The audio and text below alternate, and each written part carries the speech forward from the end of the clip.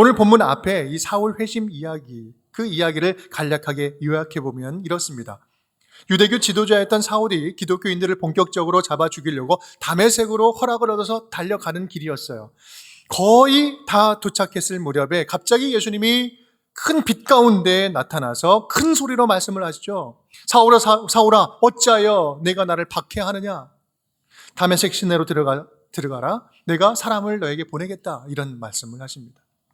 사울은 눈먼 채로 사람들에 이끌려서 다메섹으로 들어가죠. 그리고 3일 동안 흑암 가운데 식음을 전폐하고 3일을 보내게 됩니다. 한편 동시에 하나님은 다메섹에 있는 제자 우리 아나니아에게 나타나서 사울에게 찾아가라고 이야기를 합니다. 그래서 이렇게 말씀하시죠. 말씀을 전하라고 하는 거죠. 아나니아가 사울에게 찾아가서 이렇게 이야기를 전합니다. 네가 오는 길에 만났던 그 예수께서 나를 보내서 너로 다시 보게 하고 성령으로 충만케 하신다라는 말을 전해요. 그 이야기가 전해지는 순간 사울의 눈에서 비늘 같은 것이 벗겨지고 다시 보게 되고 그 자리에서 세례를 받고 다시 음식을 먹고 힘내고 강건해졌다라고 이야기합니다. 이것이 사도 바울의 회심 이야기의 줄거리입니다. 하나님은 이 사울의 일상적인 삶에 강력하게 개입하시고 직접적으로 침투하셨습니다. 사실 이러한 만남의 방식은 하나님이 일반적으로 당신의 자녀들을 만나주시는 방식이 아니에요. 사울에게 특별 케이스로 급진적인 방식으로 만나주신 거고요. 또한 그런 만큼 사울의 반응 또한 아주 급진적이었습니다. 우리 19절, 20절 말씀 함께 읽어볼까요? 사울이 다메섹에 있는 제자들과 함께 며칠 있으세 즉시로 각 회당에서 예수가 하나님의 아들이심을 전파하니. 회심한 이후에 즉시로 전파했다라고 이야기해요. 회심한 사울의 태도가 아주 주목할 만하죠. 며칠 지나지 않았는데 곧바로 복음을 전파합니다. 정말 대단한 인생의 반전의 역사 아닙니까? 위대한 장면이죠. 사람 변하는 건 한순간이에요. 맞습니다. 그런데 저는 이 본문 말씀을 설교를 준비하면서 이렇게 묵상하고 보는데 이 도전은 되는데 마음이 편치는 않았어요. 왜냐하면 어떻게 며칠 만에 이렇게 정반대의 태세전환이 가능한 것일까? 물론 가능은 하겠지만 회심한다고 모두가 절해야 된다고 우리가 일반화해서 말할 수 있을까? 그것을 역으로 저에게 적용을 해보는데 나라면 어떻게 했을까? 저는 솔직히 그렇게 못하겠더라고요. 쉽게 말하면 이런 거 아닙니까? 지난 주일에는 절에서 그 설법을 하다가 이번 주에는 교회에 나와가지고 설교를 하고 있는 거예요. 여러분 믿는 정도는 뭐 그럴 수 있다라고 해요. 하지만 지금 그게 아니잖아요. 아무리 그래도 평생 쌓아온 사고체계와 신학이라는 게 있는데 그것을 다시 정립하고 믿음을 정리할 최소한의 시간은 필요하지 않았을까? 무엇보다 지금까지 기독교인들 박해한 일에 대해서 적어도 반성하는 태도나 자신의 입장을 보이는 이런 물리적인 시간이 필요한 건 아니었을까? 저는 아무리 생각해도 이 자체만 보면 물론 멋있고 위대하기는 하지만 이런 사울의 모습을 일반화할 수도 없을 것 같고 나는 못할 것 같아서 설교 준비하는데 마음이 불편한 거예요. 여러분은 어떻습니까? 제가 그 불편한 마음에 좀 동감이 되십니까? 저는 지난 주일을 이 말씀으로 좀 더 씨름하는데 이런 마음이 점점 들기 시작하더라고요. 그런 의문이 드는 건 충분히 가능하지만 이 본문을 통해서 우리가 발견해야 할 중심 메시지는 얼마나 사울이 빨리 복음을 전파했느냐 이것이 중요한 것이 아니라 사울에게 어떠한 확실한 변화가 일어났느냐, 이 사건을 통해서 어떠한 확실한 변화가 일어났느냐 이것이 중요하다라는 마음이 들었어요. 그런 측면에서 다시 한번 쭉 보니까 사울에게 일어난 확실한 변화, 3재의 변화를 발견할 수 있었습니다. 3재의 변화. 첫 번째 재해석이 일어났어요. 사울에게는 예수라는 인물에 대한 재해석이 일어났습니다. 기존에 알고 있었던 예수는 이단의 교주였을 뿐이에요. 그리고 얼마 전에 십자가에 달려 죽었죠. 그것으로 끝났어요. 율법적인 의미로 볼 때 나무에 달려 죽은 자는 저주받은 사람이기 때문에 예수라는 인물이 신이 된다는 것은 있을 수 없는 일이었어요. 그런데 그 예수가 갑자기 나타나서 나를 직접 만나준 거예요. 내가 그 증인을 열심히 죽이다가 내가 증인이 되어버린 거예요. 가짜라고 여겼던 대상이 진짜였고 이단이 아니라 진리였고 나와 상관없던 자가 내 삶의 주인과 구원자로 들이닥친 거예요. 이 코페르니쿠스적인 신앙의 대전환이 일어났고 모든 율법의 지식이 예수로 다시 재해석되기 시작합니다. 이것이 사울 가운데 일어났던 첫 번째 변화, 재해석의 변화. 두 번째는 재설정입니다. 예수로 사울의 사상과 율법이 재해석되고 인정되기 시작하니까 인생의 목적과 방향이 다시 틀어지고 다시 설정되기 시작합니다. 살아야 할 이유가 달라지고 가치관과 세계관이 예수 안에서 분명해졌습니다. 그러니 이제부터는 모든 열정을 다 쏟아부을 준비가 되었어요. 자, 세 번째 죄는 재활용입니다. 인생의 방향이 재설정되니까 그때부터는요, 곧바로 거룩한 재활용이 일어나기 시작하는 거죠. 지금까지 사울이 가졌던 모든 지혜와 능력은 유대교를 지키기 위해서 기독교인들을 잡아 죽이는 데 사용해 왔지만 이제는 새로운 목적이 완전히 달라져 새롭게 사용되기 시작합니다. 사울의 학식과 통찰과 언어와 헬라 철학과 변론 능력과 담대한 성격, 이런 것들이 예수를 전하는 일에 재활용되기 시작한 거였죠. 이제는 제대로 쓰임받기 시작한 거예요.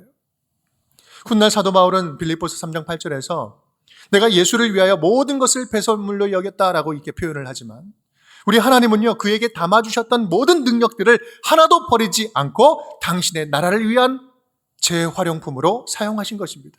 이것이 은혜였던 거죠. 회심한 사울 이야기에 있어서 중요한 포인트는 바로 이겁니다. 사울에게 일어난 재해석, 재설정, 재활용, 이 모든 것들은 사울의 의지와 능력으로 된 게 아니었다라는 거예요. 사울이 잘나서 무엇인가를 할 수 있어서 할 수 있던 게 아니었어요. 사람으로서는 절대 할 수 없는 일이었습니다. 이 모든 일들은 성령께서 사울 안에서 행하셨기 때문에 가능한 일이었다라는 것입니다. 바로 해답이 오늘 말씀 그 바로 앞에 17절에 나와 있었던 거예요. 17절 우리 함께 읽겠습니다. 아나니아가 떠나 그 집에 들어가서 그에게 안수하여 이르되 형제 사울아, 주 곧 네가 오는 길에서 나타나셨던 예수께서 나를 보내어 너로 다시 보게 하시고 성령으로 충만하게 하신다 하니. 어떻게 하셨다고요? 성령으로 충만하게 하신다. 오늘 성령 강림 주일인데요, 사울에게는 오늘 이 만남이 성령 강림 사건이었던 거예요. 성령으로 충만케 되니 사울에게 모든 것이 자연스럽고 모든 것이 가능해졌어요. 성령이 사울 안에 충만케 채워지니 가장 사울답게 사울다운 모습으로 복음을 전하기 시작합니다. 지체하지 않고 자기 스타일대로 이게 맞다, 진리가 맞다라고 생각하는 순간 모든 인생을 다 올인하는 스타일, 그게 사울 스타일 아니었습니까? 마치 소금이 음식에 들어가서 음식 제맛을 제대로 내는 것처럼 성령이 충만하니까 사울답게 자기답게 하나님의 선교를 하기 시작한 것입니다. 그렇게 성령님을 선교의 주체로 이해하고 이 본문을 다시 바라보게 되니 앞서 불편했던 사울의 전도 스타일, 즉시로 복음을 전했던 사울의 속도가 이해가 되기 시작하더라고요. 여러분, 사울이 회심하고 즉시로 얼마 지나지 않아서 예수를 복음 전파를 했다는 것은 어쩌면 이 사울의 마음이기 이전에 사울에 담겨져 있는 하나님의 마음이었고 사울을 통해서 드러난 하나님의 속마음이었습니다. 하나님의 뜨거운 구원의 열정, 구원의 마음이 사울을 통해서 그 안에서 드러나게 된 것이죠. 할 수만 있다면 나의 자녀들이, 지금 너희들이 지체 없이 나의 복음을 전했으면 좋겠다. 할 수만 있다면 너희가 할 수 있는 최선을 다해서 복음을 살아내고 열정을 다해서 그 복음을 전파했으면 좋겠다. 너희가 할 수만 있다면 가장 자기다운 모습으로 자기의 성품과 은사와 달란트를 가지고 내가 하는 이 선교사에게 적극적으로 참여했으면 좋겠다. 바로 이 하나님의 마음이 담겨져 있던 거죠. 우리 15절, 16절 말씀, 우리 밑줄 친 부분만 한번 읽어볼까요? 이 사람은 내 이름을 이방인과 임금들과 이스라엘 자손들에게 전하기 위하여 택한 나의 그릇이다. 하나님께서 사울에 대해서 이야기를 하고 있는 거죠. 하나님 보시기에 사울은요, 이방인과 임금들과 이스라엘 자손 모두에게 복음을 전하는데 딱 안성맞춤이다. 정말 적합하다. 라고 생각하셨어요. 그래서 특별히 선택하신 거죠. 그런 사울에게 성령이 충만하게 임합니다. 성령이 임하시니 이제 사울에게는 전심전력해서 달려갈 길만 남은 것이죠. 어쩌면 사울은 회심하면서 하루하루가 아깝다고 생각했을 것입니다. 지난 헛된 시간들, 헛된 날들 너무나 부끄럽기도 하고 너무나 억울하기도 하고 그런 지난 인생, 헛된 인생을 보상받기 위해서라도 예수님을 위해서 하루를 천년처럼 채우면서 살고 싶었을 거예요. 또 지난 시간 동안 얼마나 기독교인들을 많이 죽였습니까? 나는 죄인 중에 괴순이라 참여하는 심정으로 앞으로는 내가 사람을 죽이는 자가 아니라 사람을 살리는 자로 살겠습니다. 이렇게 고백하지 않았을까요? 사울 안에 계신 성령께서 그를 가만 놔두지 않고 그렇게 살게 하지 않았을까요? 사랑하는 여러분, 이것이 바로 오늘 저와 여러분에게 주시는 도전의 말씀입니다. 우리가 예수 그리스도를 삶의 주인으로 모시고 살아가는 하나님의 자녀들이라면 지금도 쉬지 않고 일하시는 하나님 나라 복음사역, 예수 그리스도를 전하는 그 사역에 마땅히 적극적으로 참여하면서 살아가야 되는 거 아니겠습니까?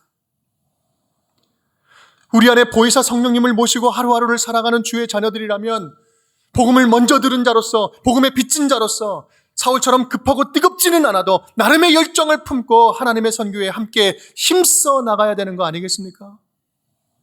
우리 하나님의 선교에 대한 마음, 구원에 대한 열정이 바로 여기에 담겨져 있습니다. 하나님은 이 세상을 복음으로 채우는 당신의 선교를 결코 지금도 멈추지 않고 계십니다.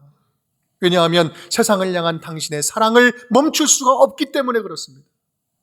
그 사랑으로 세상 모든 구석구석을 채우는 것이 우리 아버지 하나님의 꿈인 거예요.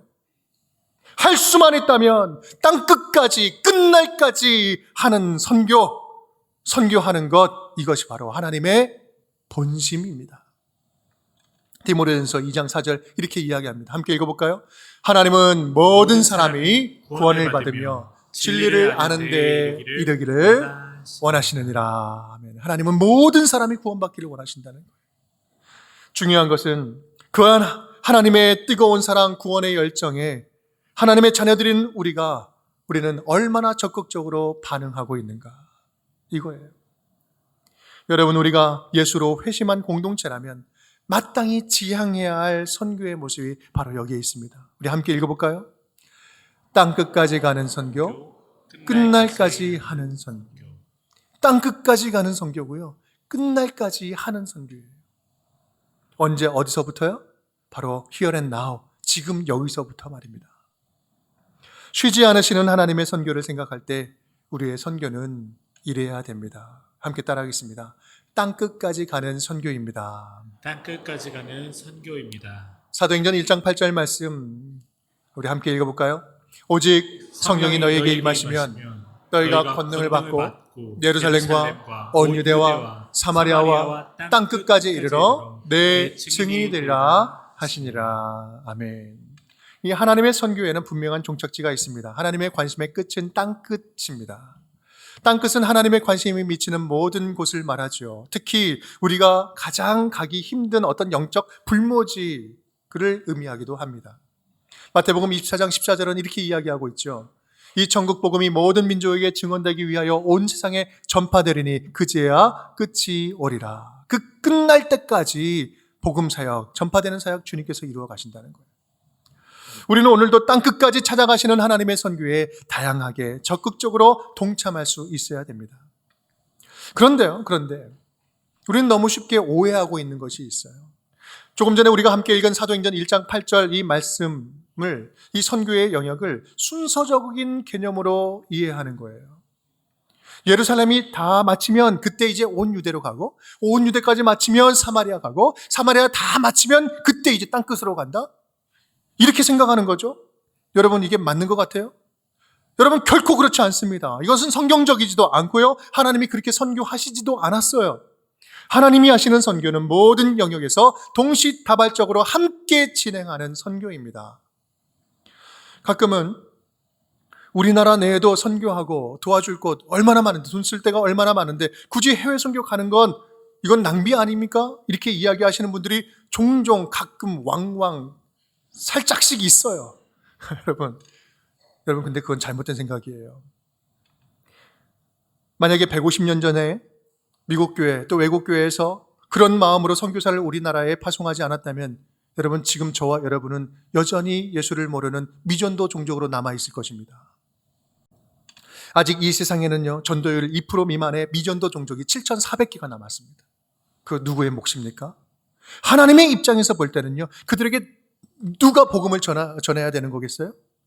예수를 먼저 믿은 모두 저와 여러분 우리가 해야 할 사명이 아니겠습니까? 내년부터는 우리 교회도 좀 더 구체적으로 미전도 종족을 품고 선교를 진행하려고 합니다. 이유는 분명합니다.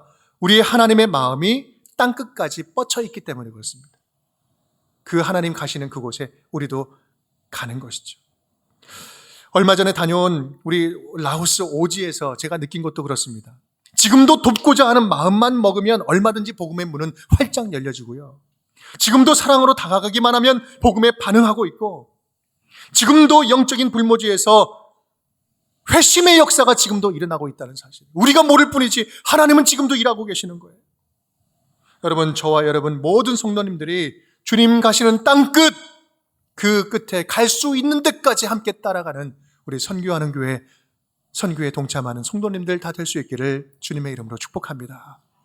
우리 두 번째입니다. 함께 따라하겠습니다. 끝날까지 하는 선교입니다.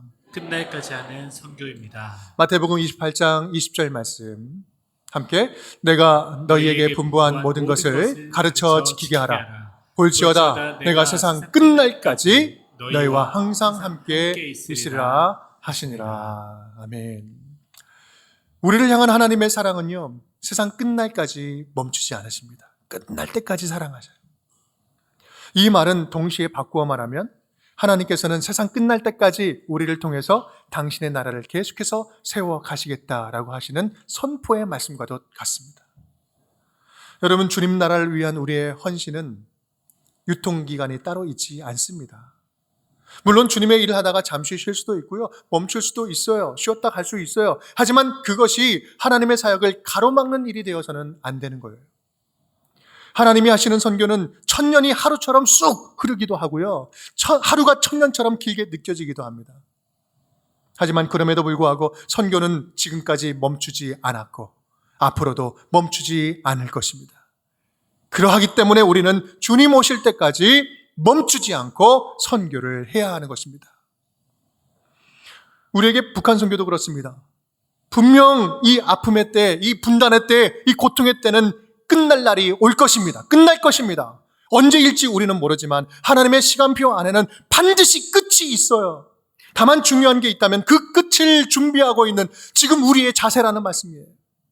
뭔가 당장 성과를 보려고 하면 지칩니다. 서로 정죄하고 판단하기 쉬워요. 다만 우리에게는 복음 통일을 향한 멈추지 않는 영적인 스태미나가 무엇보다 필요하다는 사실이에요. 그래서 포기하지 않고 기도하고 언제 올지 모르는 그날을 현실로 생각하며 더욱 구체적으로 준비해 나가는 것이지요.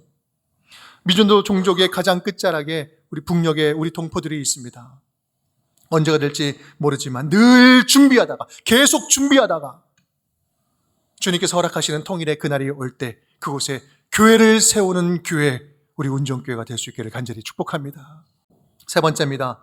함께 따라하겠습니다. 공동체 안에서 함께하는 선교입니다. 공동체 안에서 함께하는 선교입니다. 사울이 회심한 직후에 사역을 시작하는 장면은요, 또 하나의 중요한 선교 원리를 우리에게 보여줍니다. 한번 말씀을 쭉 보시면 밑줄 친 부분만 우리 함께 읽어볼까요? 제자들과 함께 그의 제자들을 사귀고자 하나 바나바가 제자들과 함께 있어 형제들이 알고. 제가 모든 본문을 다 읽지는 않았지만 지금 이 모습은요, 사울이 회심한 직후에 사역을 시작하는 그 장면에 나와 있는 오늘 본문의 내용이에요. 여러분 한번 보십시오.